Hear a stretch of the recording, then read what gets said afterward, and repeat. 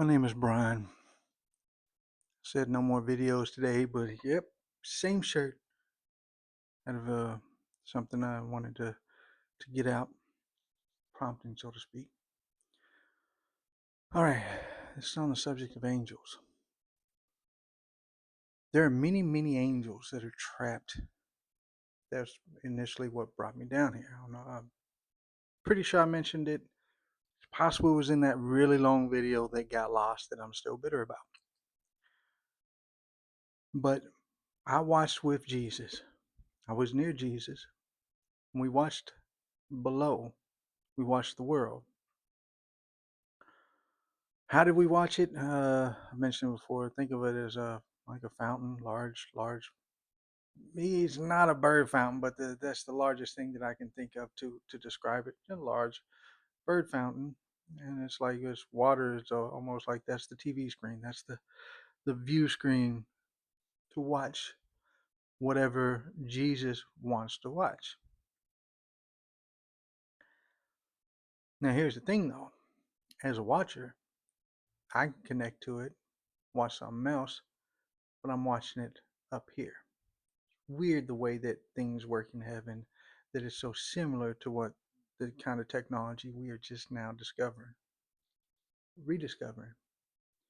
Yeah, our technological advancement has been a roller coaster as well. You can see that in history. Take, for instance, ancient Egyptians. Yes, they did use electricity, but they used it on a much smaller scale because they also understood electricity generates magnetic fields. Too many or too strong of a magnetic field is detrimental to our brains. Lo and behold, what are we constantly surrounded by in our homes? Magnetic fields everywhere. Phones, magnetic fields, everything, magnetic fields. It is a detrimental to us. You can build up a resistance to it, but you have to give yourself a break. Like me, I don't sleep with my phone in my room. I don't sleep with any electronics in my room other than an old style, you know, alarm clock with a clock radio kind of thing. And even then, none of those features that allow it to connect to the internet or it's wireless or anything like that. Old style, minimal electronic fields. The more features it has, that it needs electricity, needs to connect to Wi-Fi, the more different fields it produces. You got to give yourself a break. Doesn't need to be a perfect break. I mean, look at in a city, you're constantly bombarded by these magnetic fields anyway. But right now, that energy is rising, and yeah, it will affect people more and more, but we're at the end anyway. Back to what I was saying about angels, though. So many angels have been trapped, and they are trapped because of a uh, uh, call it a quantum construct. Basically, in between the three-dimensional and fourth-dimensional, I mentioned it. There's the void spaces and stuff like that. But there's also kind of transitional period where a matter can exist in both a three-dimensional spot and a fourth-dimensional spot. It takes place in both. Now, what they do though is they built a kind of a large-scale sieve. It's similar to what Jesus has built to capture all the souls he is saving. It's like whenever you're saved, when you die, if you're clean, if you went through the whole baptism, all that stuff, you've lived a godly life long enough to inflate your soul and work that divine spark to produce enough divine energy, go to heaven yourself, someone from heaven come down and retrieve you. Even if you've had a good life and you didn't necessarily turn to lit, that's that whole thing of people coming back and taking loved ones up there to we call it the golden shores. It's like a heaven adjacent. You don't actually get into heaven, but because of the people that loved you and you were at least good enough to where they can bring you there. It gives you a little bit of spiritual strength, but ultimately you get dumped right back into the cycle. But that's the normal way it works. It's all done now. But as far as angels, after our angel life, whatever we came down here to do, when we attempted to return, either through death during our mission, because yes, demons do try to kill our bodies in that form, but they're not the only ones. See, uh, celestial beings are in danger every time they come down here. You would think just because of fallen angels, but no, it's demonized humans that are the problem. The people that have totally given themselves over to demons, well, now they've unlocked stuff. They've unlocked things that the demon's allowed to do. And that's all of those nasty stories we hear in our collective histories of supernatural beings. Well, no, most of those are demonized people or demonized creatures. But there are a lot of good stories, about stuff that's more neutral. Like I said, it's that life energy rises, which is essentially what's being poured out onto the world, is that God is increasing that life energy in preparation for the destruction of the earth. It's not just the destruction that he needs to happen, because it's a 7 year tribulation period that will happen. Basically, he needs to shake everybody up with enough chaos. It's that last bit of shaking to try to get anybody else who still possibly will turn towards God. That's all that chaos is purpose. All this energy's purpose.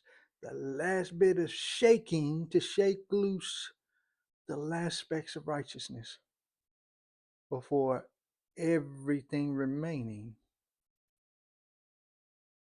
is washed away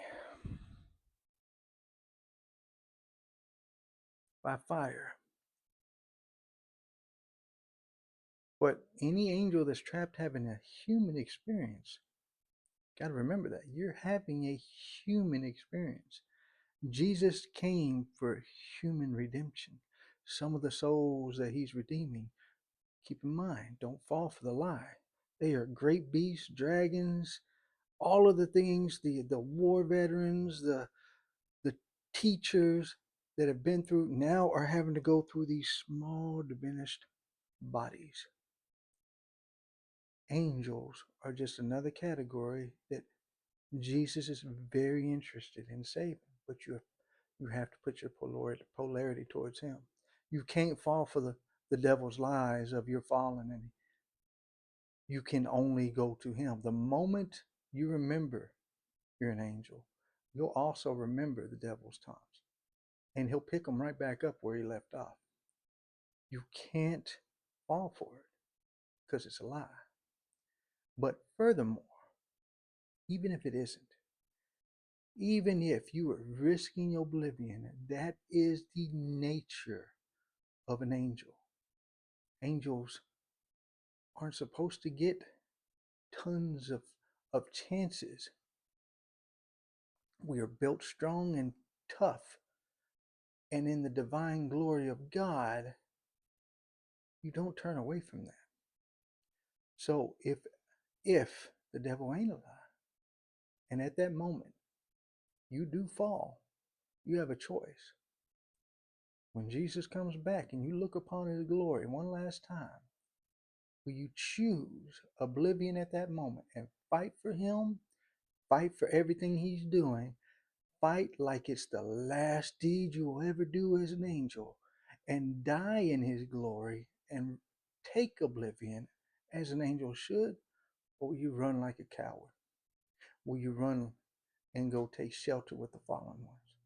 You'll have that choice. But if you're having a human experience, if you've been led to this, if he's spoken with you, if it's God will speak with you as well, you'll know the devil is a lie. What the devil does, God uses. You don't think God has purpose for potentially thousands of trapped watchers? Because yes, after the whole deal with the first watchers, The rules of the watchers were changed.